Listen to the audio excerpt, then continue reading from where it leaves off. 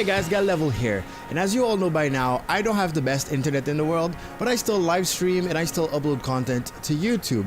So today I'm gonna show you the settings that I use in Streamlabs OBS, which will probably be applicable to OBS Studio in order to stream with slow internet. To give you exact numbers. Now, if you know me, you know that I don't like to not be able to broadcast, to be a streamer. One of the excuses I heard a lot is my internet is slow, so I can't be a streamer. Well, if I use that excuse, I wouldn't be where I am today. So let's just click go. Now, obviously, depending on where you are in the world, you might have the same internet connection as I do. You might have worse. So that's my download speed right there. And that, ladies and gentlemen, is my upload speed. So there you go. I basically peak at 12 megabits when it comes to download speed, but I'm usually at 0.8 max upload speed. So now I'm going to open up Streamlabs OBS and we're going to check out the settings that I use to stream with that type of connection. Okay, so we're here in Streamlabs OBS. This is my Be Right Back.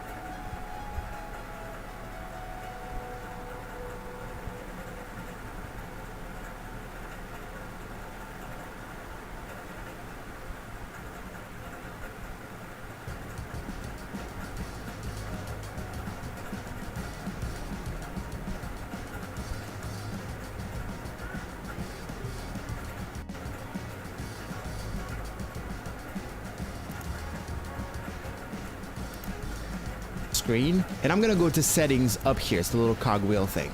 So the first key to getting a good connection is to make sure that you're on the right server. So whatever is closest to you is what you want to pick. So we're gonna click on stream here, second option, and here in server, instead of having it automatic, I'm going to actually pick the right server. Now I already have Paris because that's where I live. So whatever server you find in the list that's going to be the closest to you is absolutely what you want to pick. Automatic usually does the job, but I've had times where it connected me to Germany and stuff like that. So better be safe by picking the right server.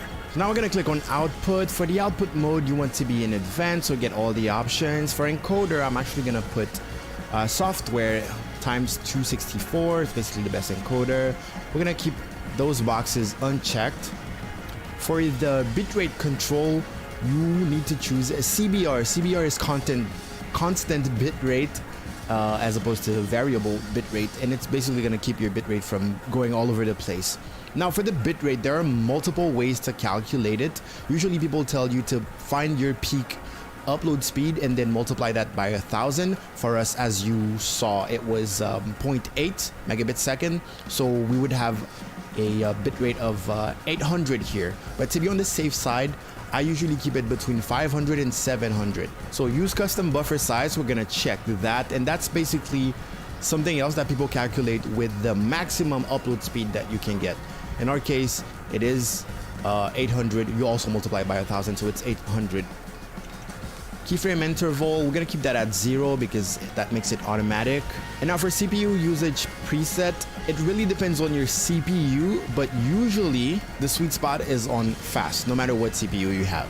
Profile, we're gonna select main, and then the rest should be fine. Here you have recording, but that's a completely different topic, I guess.